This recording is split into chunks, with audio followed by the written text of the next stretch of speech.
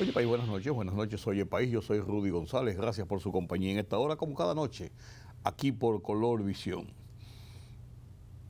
Las lluvias, las fuertes lluvias ocurridas en la madrugada de este miércoles sobre la capital dominicana y gran parte del país, es un tema que está en discusión. Un año, la celebración, la recordación de un año de la tragedia de la discoteca Jet Set. La guerra, Irán, Estados Unidos, Israel.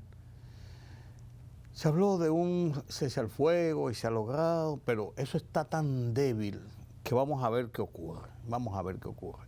Y el impacto que esta guerra tiene sobre la economía mundial, principalmente en lo relacionado con los precios del petróleo.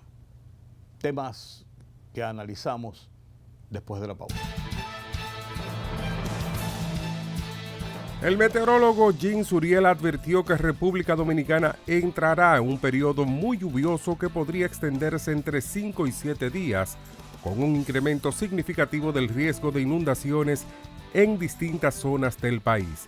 El especialista explicó que este escenario estará influenciado por la interacción del sistema frontal número 35 con una nueva vaguada y la presencia de abundante humedad marina, condiciones que favorecen la ocurrencia de lluvias intensas y eventos atmosféricos de alto impacto. Señaló que a partir del sábado las condiciones se tornarán más adversas, con lluvias torrenciales que incrementarán el riesgo de inundaciones repentinas en diversas regiones del país.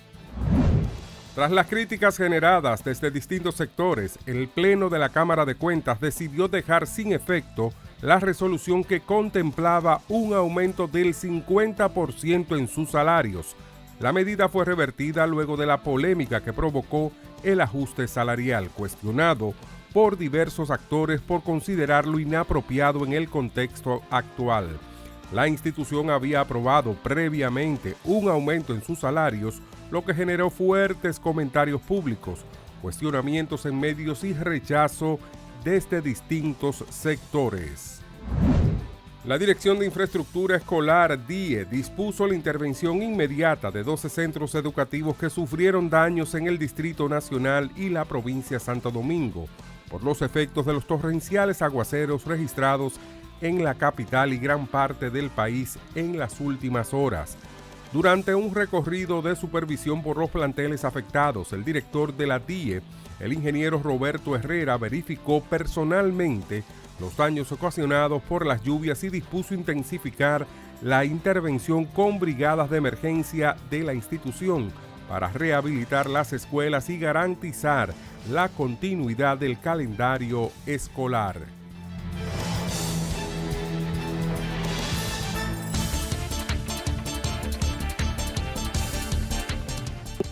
Negociadores de Irán y Estados Unidos se preparaban hoy para iniciar conversaciones de alto nivel para resolver un titubeante alto al fuego, mientras Israel y Hezbollah intercambiaban disparos y Teherán mantenía su control sobre el estrecho de Hormuz. Aún quedan muchos asuntos que podrían descarrilar la tregua, así como las negociaciones para un acuerdo más amplio que ponga fin permanente a la guerra. La agencia noticiosa semioficial Tasnim, cercana a la Guardia Revolucionaria de Irán, afirmó que las conversaciones previstas para este sábado no se llevarían a cabo a menos que Israel ponga fin a sus ataques en el Líbano.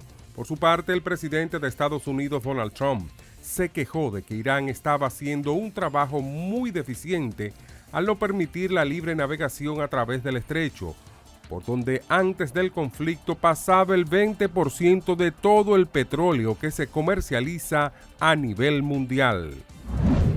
El primer ministro de Israel, Benjamín Netanyahu, acusó hoy a España de librar una guerra diplomática contra su país, por lo que ordenó expulsar a los representantes españoles del Centro de Coordinación Cívico-Militar para la supervisión del alto al fuego en la Franja de Gaza. Quien ataque al Estado de Israel en lugar de los regímenes terroristas, quien quiera que haga esto no será nuestro socio en el futuro de la región, afirmó en un video mensaje. No estoy dispuesto a tolerar esta hipocresía ni esta hostilidad. No permitiré que ningún país libre una guerra diplomática contra nosotros sin pagar un precio inmediato por ello. Los peruanos acudirán este domingo a las urnas en medio de una ola de criminalidad sin precedentes para elegir presidente entre 35 candidatos con baja intención de voto y de los cuales ninguno ha logrado establecer una distancia significativa entre sus rivales. También será la primera vez en más de 30 años en la que se elegirá a un Congreso bicameral de 130 diputados y 60 senadores, en el que la Cámara Alta no podrá ser disuelta y tendrá la potestad de designar autoridades de control y destituir al mandatario.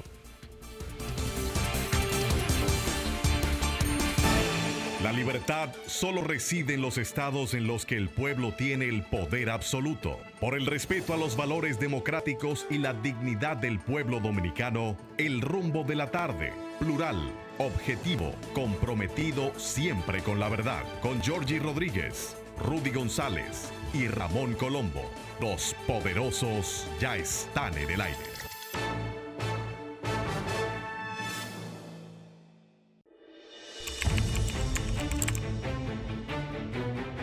Periodismo de investigación, columnas, opinión, análisis, reportajes de fondo. Hora por hora, una completa plataforma multimedia. Periodismo con valor. Noticias horaporhora.com.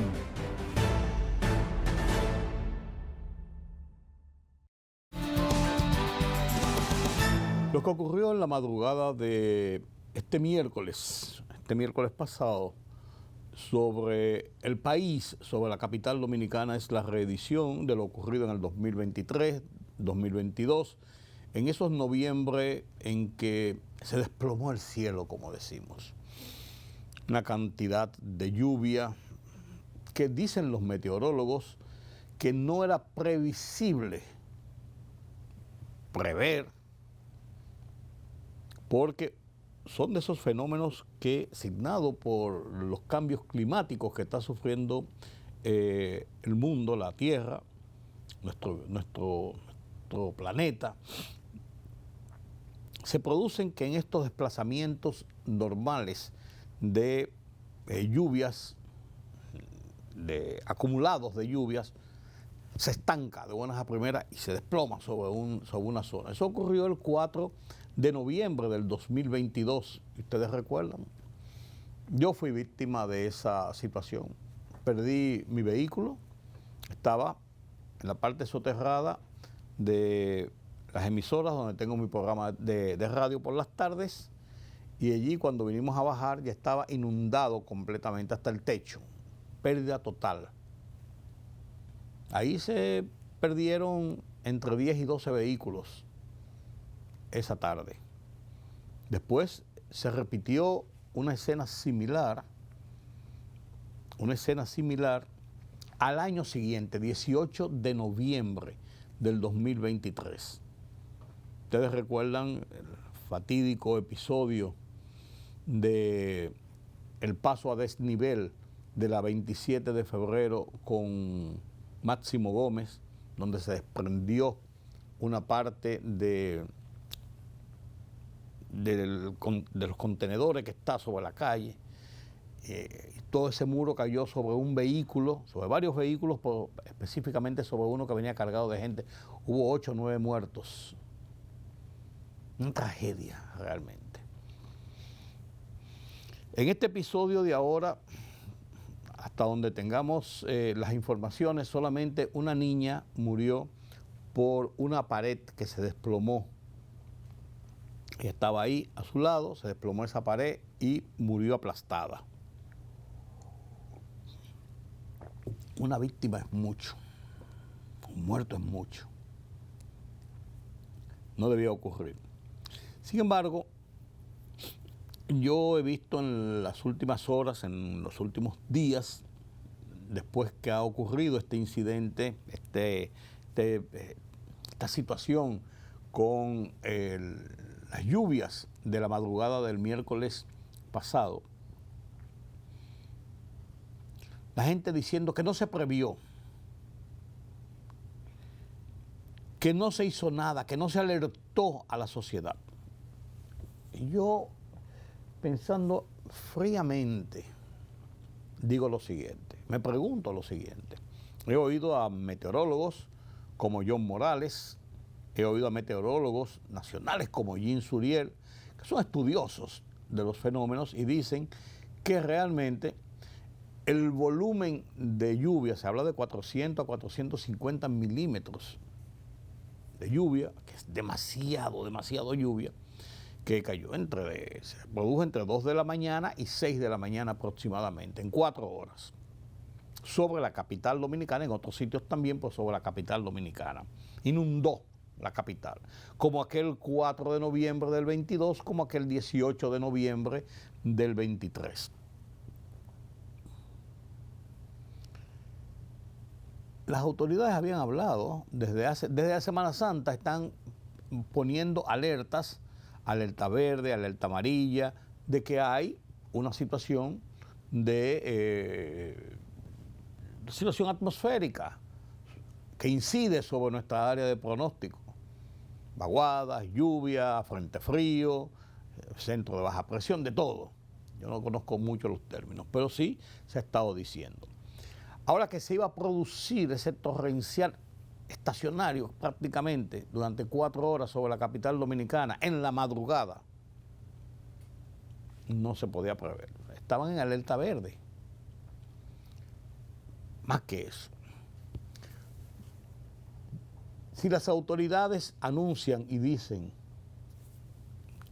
que tenían la previsión de que podía caer un diluvio en horas de la madrugada, ¿cuál era la medida que podía tomar el gobierno, las autoridades, para evitar el cúmulo de las inundaciones que se produjeron a consecuencia de esas 4 horas de lluvias? Usted no puede hacer nada con el tema de lluvia. ¿Qué? Tenemos un capot arriba de la capital, un techado, no lo tenemos. ¿Qué podían hacer en horas de la madrugada? Decirle a la gente que no salía a la calle, todo el mundo estaba en sus casas. Por eso realmente no hubo muertos por las inundaciones. ¿Qué íbamos a hacer? Recoger todos los carros y los contenedores que habían que amanecen en las calles, por ejemplo. Cientos de vehículos amanecen en las calles de Santo Domingo porque no hay parqueo. De gente que vive en cualquier zona y tiene un carro, y tiene 2 carros y tiene un parqueo. Otros que no tienen la posibilidad y lo parquean en la calle. Cuando vienen esas riadas se lleva, no digo yo los carros, se lleva todo. Es lo que yo quiero determinar. Lo que me da la ocasión de preguntarme, ¿qué debían hacer las autoridades? ¿Qué podían hacer las autoridades? Lo que se hizo, tan pronto despuntó el alba, todo se cerraron las escuelas, se dispuso la no asistencia obligatoria a los centros de trabajo, se pidió a la empresa privada que hiciera lo propio, se dispararon las alarmas, se inició inmediatamente una asistencia a la gente, despejar calles de árboles que se cayeron, bla, bla, bla, limpiar todo lo que se pudiera, las vías para que circulara el agua. Tenemos un problema de drenaje en la capital de siempre. Ahora, como bien dijo el director del Centro de Operaciones de Emergencia, Méndez, no hay país. Lo dijo el presidente en la conferencia de prensa que se dio ese miércoles, pero lo dijo Méndez también. No hay país, no hay ciudad que soporte una cantidad de lluvia en tan poco tiempo sin inundarse. Hemos visto París, Nueva York, Londres, todas las ciudades del mundo inundadas hasta los techos cuando se desploma el cielo, como decimos. Esto dijo el general Méndez. En el caso de la capital, el distrito y la provincia de Santo Domingo, desde Semana Santa estaba en una alerta verde. ¿Qué significa alerta verde? Es aquella que se declara cuando la expectativa de un fenómeno permite prever la ocurrencia de un evento adverso a la población. Es decir, estábamos alertados más de una semana. Entonces, la milimetría de lluvia que señalaba el INDOMED estaba entre los 25 a 40 milímetros. ¿Qué pasa con esto? Hay ecoprecipitables, que son nubes de desarrollo vertical. Las nubes de desarrollo vertical todavía no hay una herramienta que pueda determinar la cantidad de milimetría de lluvia que viene asociada a ese evento. En este caso, como dijo el señor presidente, entre 300 y 400 milímetros ocurrieron en la estación que está en el INTEP. Entonces, no hay suelo que pueda absorber esa cantidad de agua, ni hay tampoco alcantarillado que pueda conducir la misma. Por eso se producen las inundaciones urbanas, además de que tenemos cerca de 2 semanas con los suelos saturados por las lluvias. Cuando los suelos están saturados, la escorrentía se convierte en superficial. ¿Qué significa esto? Lo que cae, corre y provoca las inundaciones. Ahora bien, la gente pregunta por los niveles de alerta. El Centro de Operación de Emergencia, como organismo que tiene credibilidad, porque venimos trabajando una sinergia con ustedes, los medios de comunicación, después de las 6 de la mañana no se puede despachar con una alerta roja diciéndole a la población después que pasó el evento que estamos en rojo, porque ahí entonces Méndez no se respeta. Y en este caso, yo prefiero irme a mi casa antes de respetar al presidente y de respetarme a mí. El nivel de alerta en que estábamos se le informó a la población, se le informó a los medios y desde Semana Santa le venimos diciendo lo que puede ocurrir. Ahora bien, esos eventos son impredecibles y lo vimos con una explicación que dio esta mañana el meteorólogo John Morales, que dice que no hay forma de predecir estos eventos porque el calentamiento global, el cambio climático ha provocado este tipo de situaciones. El gobierno central ha adoptado al país de 13 radares Doppler que le permite naturalmente triangular el país, pero en cuestión de minutos esto puede ocurrir y no hay forma de alertar, sino a través de otras herramientas que también el gobierno ha dispuesto de la misma y que están en la construcción, como el Celbroscap. Entonces, la reacción ha sido inmediata, rápida. La acción oficial de las autoridades a tratar de ayudar a las personas que sufrieron pérdidas de sus propiedades. Los vehículos generalmente tienen un seguro. Se está dando asistencia, que si colchones, que si electrodomésticos, que arreglar una casa, que limpiar las calles y avenidas de ramas, de matas, de todo esto. Eso es lo que se puede hacer. Pero responsabilizar a las autoridades de la lluvia que se produjo en la madrugada y de sus estragos, señores, es mucho con demasiado. Es mucho con demasiado. Miren, avanza el tema de buscar mecanismos a través de consensos sobre el tema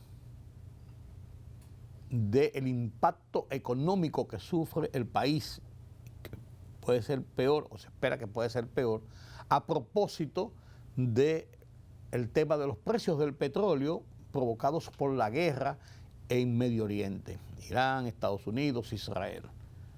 Se han registrado alzas considerables. Las autoridades de la República Dominicana han estado soportando con subsidios las 2 últimas semanas 1.910 millones de pesos. La semana anterior, 1.200 millones de pesos la anterior a la anterior. O sea, estamos hablando de que ahí solamente hay 3.000 millones de pesos que ha asumido el gobierno en subsidio para no aumentar más los precios de los combustibles y evitar su efecto sobre la economía cotidiana. Liberado los fertilizantes de aranceles, hay una serie de medidas. Pero alguien o algunos sectores tendrán que sufragar, que pagar, que aportar para esta situación. Ahorros de energía, ahorro de combustible, algunos aumentos en tarifa eléctrica, por ejemplo, que se van a producir y que se van a registrar, y se está buscando un acuerdo sobre esto para evitar que el impacto sea mayor sobre los precios de los alimentos, por ejemplo, del transporte, por ejemplo, y de algunas actividades de la vida cotidiana, para evitar golpear innecesariamente, quizás, a las clases más necesitadas. Y en esto, el presidente y el gobierno han lanzado una voz de vamos a reunirnos, vamos a buscar medidas de conjunto, vamos a apoyar estas medidas.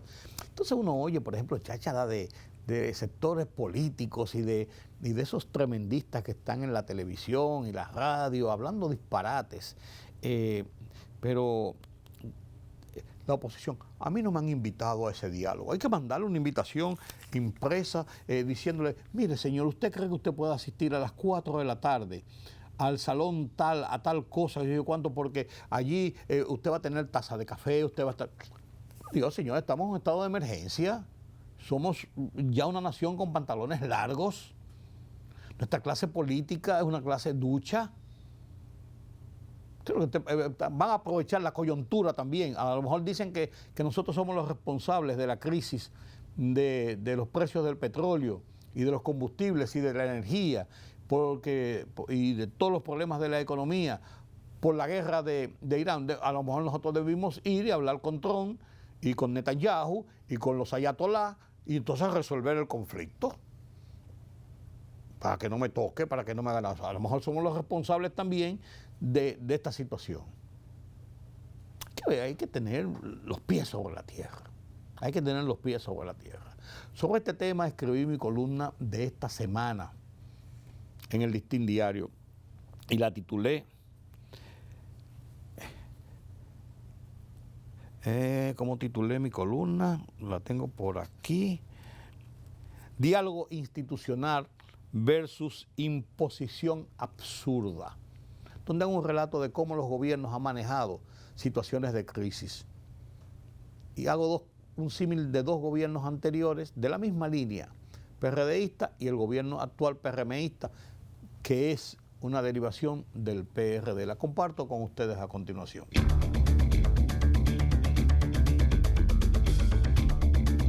Cuando hace 42 años, tras la Semana Santa, en abril de 1984, el gobierno PRDista del entonces presidente Jorge Blanco trató de imponer al país por debajo de la puerta un paquete de medidas que revolteaban la estabilidad de la economía popular.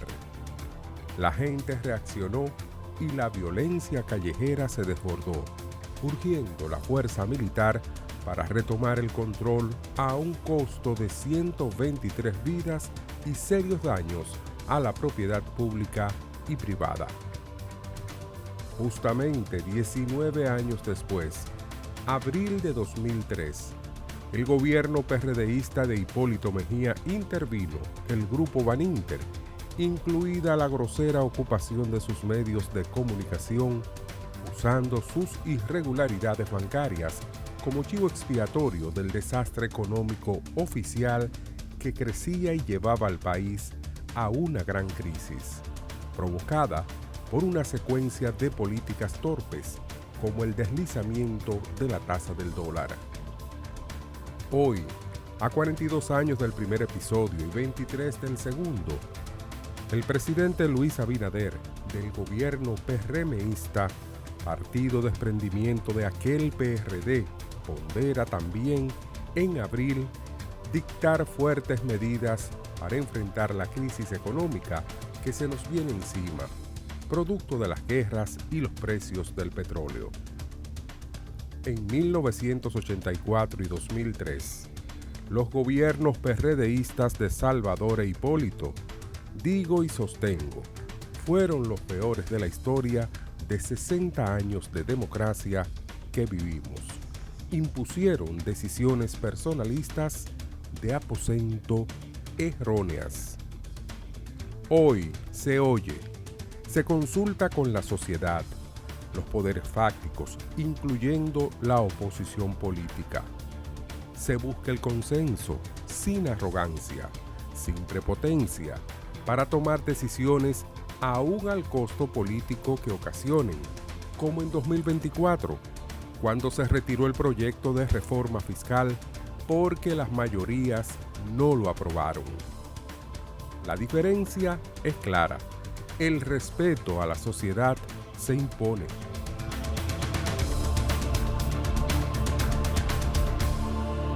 Pero la crisis económica no se visualiza solamente sobre República Dominicana. Esta crisis económica, a propósito de lo que está pasando en la guerra del Medio Oriente, tiene un impacto mundial. Impacta y va a tener consecuencias serias en los meses por seguir y a lo largo quizás de este mismo año, donde todas las expectativas de los organismos internacionales es de que iba a ser, o de que va a ser, 2026 un año difícil, un año complejo, un año de reducción del crecimiento mundial, donde mucha gente tiene que apretarse los pantalones. Con esta situación se agrava esos pronósticos. Debemos vernos en ese espejo y debemos ser sensatos y actuar en consecuencia. Este reportaje de la Deutsche Welle, la plataforma de noticias de Alemania, la televisión pública, pone en contexto esta situación de los efectos de los precios del petróleo, de los efectos de la guerra, de los efectos colaterales en la economía mundial. Lo comparto con ustedes a continuación. Bienvenidos a Economía. El conflicto en Oriente Medio podría lastrar la economía mundial y sumir a unos 45 millones de personas en una situación de inseguridad alimentaria. Un riesgo real que podría incluso agravarse dependiendo de lo que dure el bloqueo del estrecho de Hormuz, según alertó este jueves el FMI. El aumento de los precios del petróleo y el gas, junto con las interrupciones en las cadenas de suministro, ya se está trasladando a los alimentos. Y varios productos de Oriente Medio comienzan a escasear, como los frutos secos o los fertilizantes. Toques finales a un linguine con gambas antes de que salga al mercado este último plato precocinado de la empresa Frosta. Con un precio de 6 euros, es ya más caro que otros platos de este fabricante de alimentos congelados. Pero la guerra en Irán podría incrementar aún más el precio, pues la empresa importa las gambas y los chiles del extranjero. Más decisivo aún es que gran parte de los costes energéticos se reflejarán probablemente en los ingredientes que compramos, porque también se consume energía en el cultivo, la cosecha y la pesca, e incluso la producción de fertilizantes requiere energía. Por eso la situación se está volviendo cada vez más grave con los precios de la energía, y tendremos que trasladar esos costos a los consumidores.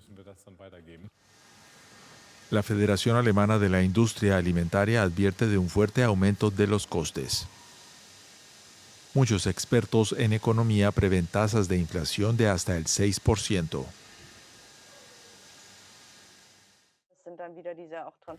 Estamos de nuevo ante un aumento de los costes del transporte.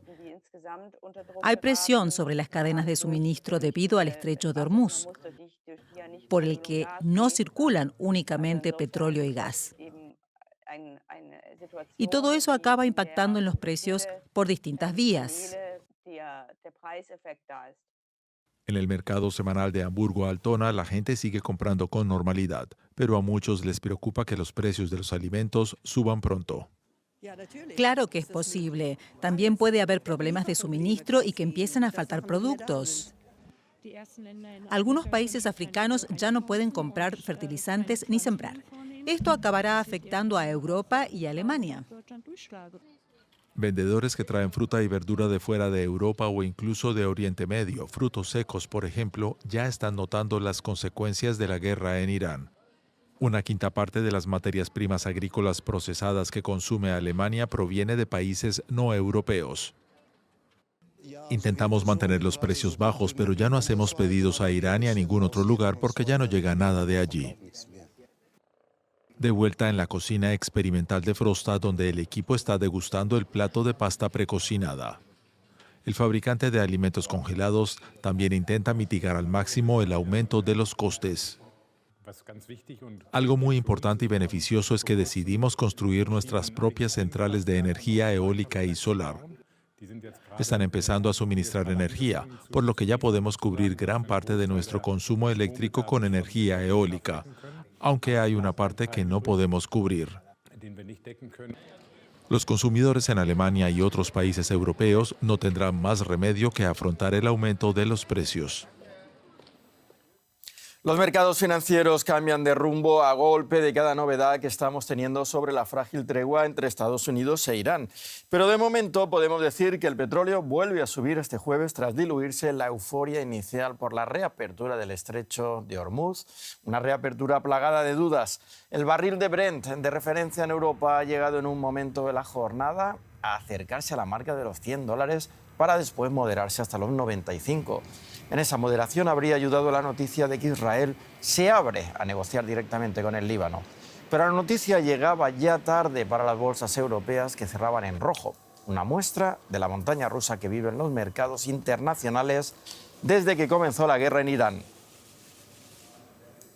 Sindicalistas, obreros y maestros de Venezuela protestaron hoy en Caracas para exigir un aumento del salario mínimo que actualmente se ubica en 27 centavos de dólar al mes.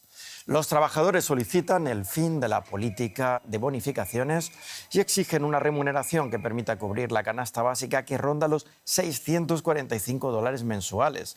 El miércoles, la presidenta encargada, Delcy Rodríguez, reconoció la existencia de una crisis estructural y afirmó que la realidad económica del país es consecuencia de una década de bloqueo económico.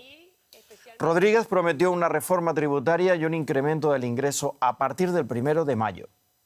En un discurso marcado por el reconocimiento de una crisis económica, la presidenta encargada de Venezuela, Delcy Rodríguez, dio a conocer una serie de medidas para reactivar la economía de su país. La más llamativa fue el anuncio de un incremento salarial para el próximo 1 de mayo, aunque no precisó el porcentaje ni de si se trata del sueldo mínimo o de un ingreso que reciben los trabajadores públicos. El salario mínimo mensual en Venezuela está estancado desde marzo de 2022. A esa fecha llegaba a los $30, pero la inflación crónica y la devaluación lo mantienen hoy en 27 centavos de dólar, según el tipo de cambio oficial. Por ello puede ser considerado simbólico si se toma en cuenta que la canasta básica alimentaria supera los $645 al mes. No obstante, la presidenta encargada subrayó que el aumento debe ser responsable. Lo que no podemos repetir, errores que cometimos en el pasado. Eso debe corregirse. Ningún incremento al ingreso de los trabajadores debe estar desprovisto de fuente de financiamiento. En marzo, el gobierno ya había incrementado de $160 a $190 un ingreso conformado por 2 bonificaciones que reciben los trabajadores públicos en bolívares a la tasa oficial del día. Rodríguez también anunció la creación de un Consejo Nacional de Economía para diseñar un nuevo modelo tributario.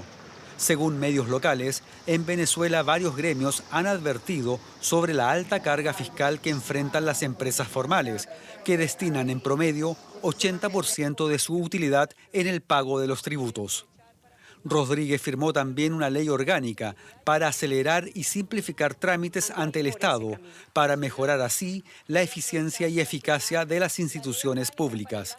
Además, pidió el levantamiento de las sanciones que pesan sobre el país para promover la reactivación económica.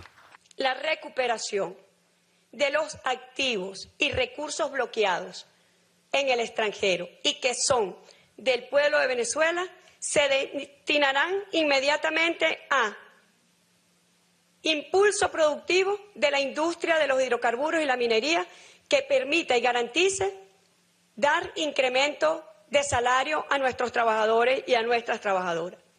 La líder chavista, que asumió las riendas del país tras la captura de Nicolás Maduro durante una operación militar estadounidense el 3 de enero pasado, dijo que los errores económicos del pasado deben corregirse. Y Ecuador subirá los aranceles a las importaciones colombianas del 50 al 100% a partir del 1 de mayo. Así lo informó este jueves el Ministerio de Producción, Comercio Exterior e Inversiones de Ecuador. Según el comunicado oficial, la llamada tasa de seguridad impuesta a Colombia por la administración de Daniel Noboa se elevará tras constatar la falta de implementación de acciones concretas y efectivas en materia de seguridad fronteriza por parte de Colombia. La medida supone una nueva escalada de la guerra comercial entre ambos países. Política, economía, sociedad. Los temas del día a día los contamos con claridad y con precisión. Recuérdate que el INTEVI se aumentó a un 18 para bajarlo a un 16. Sí. Una libertad de prensa que ellos no manejan y de expresión. Hay una especie de experiencia frustrada de la OEA en Haití. En Oye País, información veraz, periodismo con valor. Oye País, de lunes a viernes a las 12 de la medianoche por Color Visión. Siempre lo mejor. Periodismo de investigación.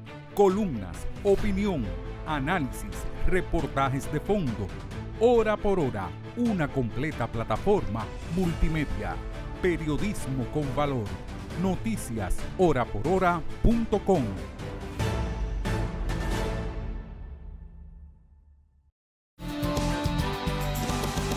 Gracias por continuar con nosotros aquí en Oye País. Y el tema de la guerra, vemos sus efectos, como decíamos en el bloque anterior, de las economías del mundo, la economía de República Dominicana.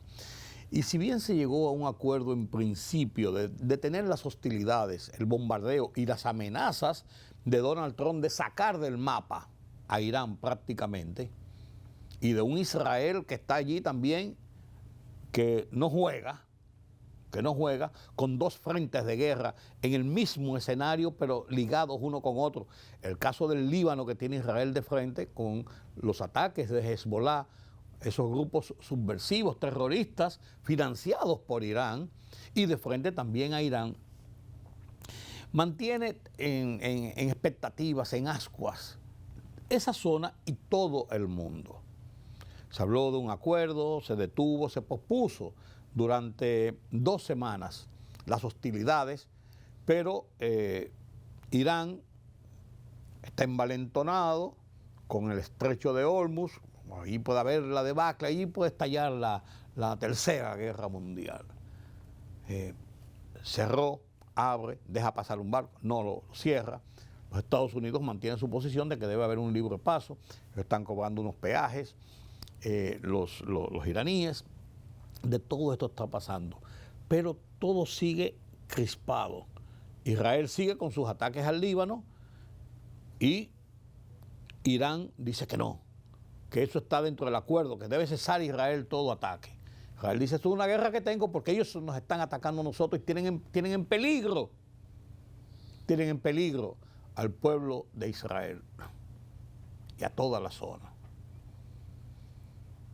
El sábado hay una reunión programada en Estambul a través de la mediación que ha hecho Pakistán y que fue el eje central para lograr este aplazamiento de las acciones de Estados Unidos y de Donald Trump sobre Irán, sobre la base de un ultimátum que 2 horas antes de vencerse se logró posponer estos ataques contra Irán. Van a ser negociaciones tensas, seguro, porque cada uno tiene sus posiciones. Estados Unidos propuso un acuerdo de 15 puntos.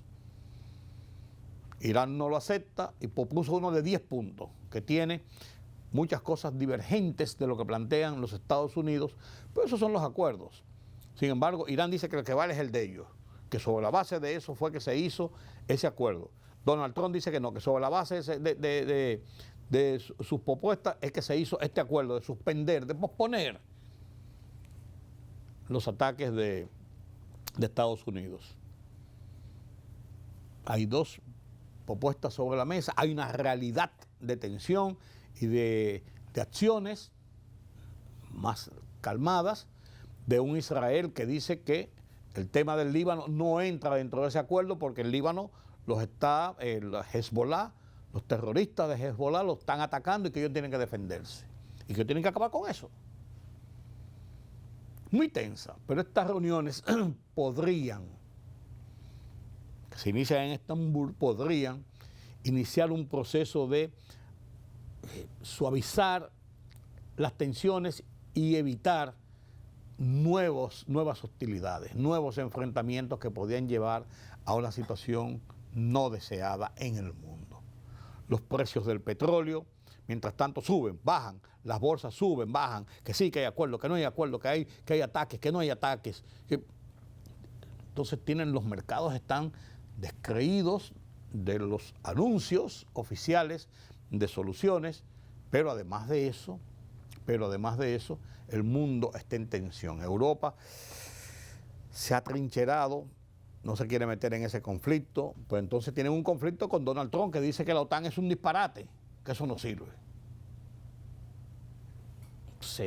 Hay una situación de inestabilidad política y geopolítica en el mundo en este momento. Lo de esta zona con Haití, con Cuba, es un tema que más nos concierne a nosotros directamente. Haití, número uno, y Cuba en la región. Pero eso es un tema que en este momento, en cierto modo, se relega un poco. Aunque en Haití ya debe comenzar en cualquier momento las acciones de la fuerza antipandilla multinacional que debe enfrentar a los delincuentes que tienen el control de las calles en Haití. Pero eso es un tema más adelante. El tema del Medio Oriente sigue acaparando la atención mundial. Tanto es así que el de Rusia y Ucrania ha bajado de tono. Hace días que Zelensky no habla y Putin anda en otras cosas, pero sigue atacando y siguen los conflictos allá en la Europa del Norte. La plataforma Deutsche Welle enmarca lo que está pasando en Medio Oriente con sus análisis. La televisión alemana. Comparto con ustedes estos detalles, estos reportajes sobre lo que está pasando con la guerra Irán, Israel, Estados Unidos y sus consecuencias de manos de la Deutsche Welle. Con esto ponemos punto final a nuestra emisión de esta noche aquí en Color Visión. Esto es Oye País. Yo soy Rudy González. Mañana nos vemos nueva vez y analizamos otros temas de interés nacional e internacional. Será hasta entonces. Las conversaciones entre Israel y Líbano tendrán lugar la próxima semana en Washington, según una fuente cercana al asunto. Horas antes, el primer ministro israelí Benjamin Netanyahu había anunciado que su país iniciaría estas negociaciones lo antes posible con el fin de desarmar a Hezbollah y establecer relaciones pacíficas entre ambos países. Sin embargo, de momento, los ataques contra Hezbollah en el Líbano continúan. Según las autoridades libanesas, más de 300 personas murieron en los recientes bombardeos israelíes. Tras los bombardeos israelíes del miércoles sobre Beirut, los rescatistas buscan supervivientes entre los escombros. Fueron los ataques más demoledores de Israel contra el Líbano desde el comienzo del actual conflicto con Hezbollah. Israel asegura que en 10 minutos alcanzó más de un centenar de objetivos de Hezbollah en todo el Líbano. Según informaciones, se emitieron avisos de evacuación en algunas zonas, pero no en todas. No puedo ni explicar lo intenso que fue, lo terrorífico, lo espantoso que fue. El ruido era fortísimo, aterrador, verdaderamente espantoso. Israel bombardeó el Líbano pese al anuncio de 2 semanas de tregua entre Estados Unidos e Irán. Tel Aviv y luego Washington argumentaron que el Líbano no estaba incluido en el acuerdo de alto el fuego. Irán y el mediador Pakistán aseguran que sí estaba incluido. Teherán afirma que no abandonará al pueblo libanés y amenazó con respuestas contundentes a cualquier violación de la tregua. Todo ello hace germinar una enorme incertidumbre en el Líbano, tanto si hay alto el fuego como si no, mientras la población se ve obligada a vivir a la sombra de una guerra que escapa a su control. Ampliamos ahora informaciones con la periodista Maya Siminovich, a quien saludamos a esta hora en Tel Aviv. Maya, buenas noches. ¿Qué otros detalles nos puedes contar tú a propósito de estas negociaciones directas con el Líbano para desarmar a Hezbollah y que han sido anunciadas por el primer ministro Benjamín Netanyahu. Hola, Carol. Sí, ha agarrado por sorpresa este anuncio de Netanyahu sobre la orden que ha dado a su gabinete de gobierno de iniciar cuanto antes las conversaciones con el Líbano con el propósito de desarmar a Hezbollah, que es algo que en realidad han estado negociando durante los últimos muchos meses, desde el alto el fuego anterior con Hezbollah, que se respetó durante un año, desde noviembre de 2024, hasta que Hezbollah empezó a disparar de nuevo a Israel, que fue el pasado 2 de marzo. Pues, como digo, hubo un año en el que Hezbollah no hizo nada contra Israel en ese momento, seguramente rearmarse sí, pero no lanzar misiles, y el gobierno libanés estuvo tratando de desarmar a esta milicia que tiene también rehén a ese país. Parece que estaban hablando de esas negociaciones durante todo este tiempo, pero nada se avanzó. El hecho de que hoy Netanyahu haya hecho este anuncio es significativo justo después de que haya sido muy criticado por la comunidad internacional en general y en particular por Estados Unidos por haber usado el fuego de esa manera contra Hezbollah y civiles en el Líbano en las últimas 24 horas. Pues Amaya, a propósito de esos bombardeos israelíes, según el Ministerio de Salud del Líbano, la cifra de muertos por esos ataques supera ya los 300. ¿Qué se dice ahí en Tel Aviv sobre estos ataques? En Israel, desde luego, no se habla tanto de este tipo de cosas. Se ve en las noticias lo que está pasando, se sabe que han incrementado el fuego. Es algo que sucede no lo digo solamente en el último día, sino en los últimos meses. Israel estaba llevando en paralelo su guerra contra Hezbollah con la intención de desarmarlos, de subirlos al máximo al norte del Líbano para que no fueran una amenaza a los ciudadanos del norte de Israel, y crear esa zona de desamortiguación, que es lo que Israel está creando dentro del Líbano. Sin embargo, en el Líbano se vive desde el otro punto de vista totalmente diferente. Más de 300 muertos en pocas horas, más de 100 objetivos que Israel dice que son solamente de Hezbollah, pero Hezbollah está, dice también el comunicado militar, firmemente incrustado en población civil. Pues estos son los resultados de este tipo de ataques que conocemos también de Gaza, por ejemplo. A propósito del alto al fuego con Irán, Maya, ¿qué dicen los israelíes? ¿Qué dice el ciudadano de a pie a propósito de esto? Hoy ha habido precisamente una encuesta, la primera, que se ha hecho después de declararse el alto el fuego, la ha hecho el canal público, CAN, y dice que el 56% de los israelíes piensan que no es lo correcto haber firmado el alto el fuego, sino que tenía que haberse continuado la guerra hasta el final. El 26% piensa que sí es lo correcto haberse declarado el alto el fuego y el 18% no sabe. De manera que, poco siguiendo la tónica general, la mayor parte de los israelíes aprueban esta guerra, pero cada vez menos, cada vez se ve que hay una contestación mayor. Maya Siminovich, desde Tel Aviv, gracias por estas informaciones.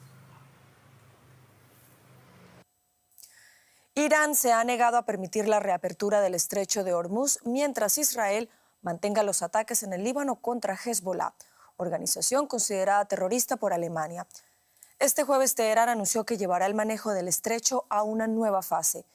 Esto según un mensaje atribuido al líder supremo Mojtaba Khamenei, que fue leído en la televisión estatal. El régimen iraní había insinuado el cobro de un peaje para la navegación por esa ruta marítima. En el comunicado que llega 40 días después de la muerte de su padre, el ayatolá Ali Khamenei, en un ataque de Estados Unidos a Israel sobre Teherán, el líder también destacó que Irán no quiere la guerra, pero que protegerá los derechos de su país. Mojtaba Khamenei no ha aparecido en público desde su nombramiento como líder supremo y desde entonces se ha especulado sobre su estado de salud. Valoramos ahora estas informaciones con el analista político de Oriente Medio y el Golfo, Luciano Sácar, quien nos acompaña a esta hora desde Qatar. Luciano, buenas noches. Como acabamos de escuchar, Benjamín Netanyahu anunció que el gobierno israelí iniciará negociaciones directas con el Líbano. ¿Con quién serían estas negociaciones y, sobre todo, qué tanto se puede esperar de ellas? Bueno, aparentemente Israel quiere hablar directamente con el gobierno, no con Hezbollah, y las conversaciones están previstas, aunque ha sido todo muy sorpresivo, las conversaciones están previstas para realizarse en Washington. Quiere decir que las delegaciones que van a estar ahí van a ser principalmente las delegaciones diplomáticas del Líbano y de Israel que ya están en Washington, y al parecer va a haber un enviado especial de Israel a conversar, y el objetivo sería principalmente forzar al gobierno del Líbano a garantizar el desarme de Hezbollah. Es muy difícil que se pueda llegar a algún acuerdo importante, ya que Hezbollah ha dicho que no habría ningún acuerdo posible mientras no haya un alto el fuego, e Israel ha dicho que no va a haber ningún alto el fuego hasta que no haya una conversación, un acuerdo definitivo que logre una paz duradera. Por lo tanto, no empezamos con buen pie esta posible conversación. Luciano, también como acabamos de mencionar, la República Islámica ha publicado un comunicado que, según afirma, es del nuevo líder supremo Mojtaba Khamenei y afirma que la gestión del estrecho de Hormuz pasará a una nueva fase. ¿Cómo se puede interpretar esto? Bueno, Irán está tratando de imponer nuevas condiciones, o una condición que estaba dicha ya en estas 10 condiciones que había mandado a Trump, que eran, se supone, la base de una conversación en las próximas 2 semanas, pero que al parecer Trump no había leído correctamente, porque esta nueva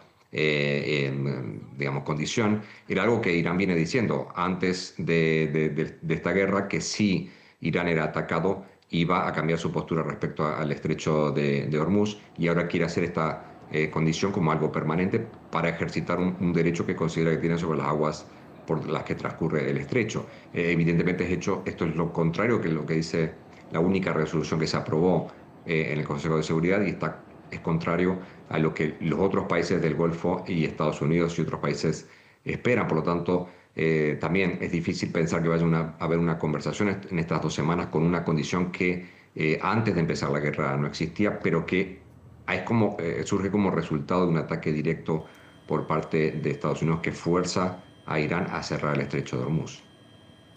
En este comunicado que se atribuye a Mojtaba Khamenei, Luciano, también se dice que quienes abatieron a Ali Larijani pagarán por esto. En este contexto, ¿qué tan optimista entonces se puede ser con las negociaciones con Estados Unidos e Irán que van a comenzar mañana en Pakistán? No muy optimista, todavía no está confirmado, si no me equivoco, que la presencia de una delegación americana. La delegación iraní ya está viajando, o estaba viajando hoy, a Pakistán. Como el punto de partida ya es conflictivo, y sobre todo sobre qué puntos son los que se va a discutir tampoco está muy claro con estas condiciones, por ejemplo, respecto al estrecho de Hormuz. No espero que mañana o en estos próximos días tengamos un comunicado en el que se diga que ha habido un progreso en estas conversaciones, porque los dos actores están planteando estas conversaciones pensando que en realidad es una victoria y condiciones que se quieren imponer y no que se quieren negociar. No soy para nada optimista, desgraciadamente, y no creo que en estas 2 semanas logremos un acuerdo duradero, sobre todo teniendo en cuenta que hasta ahora tampoco ha parado los ataques en ninguna de las 2 direcciones. Luciano Zácara, desde Qatar, gracias por tu análisis. Hasta aquí las noticias. Sigan conectados a Deutsche Welle.